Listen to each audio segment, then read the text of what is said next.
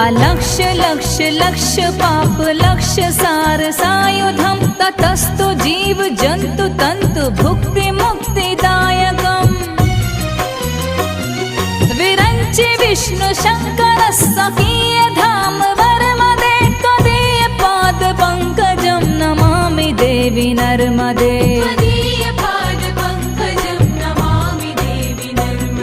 Namami Devi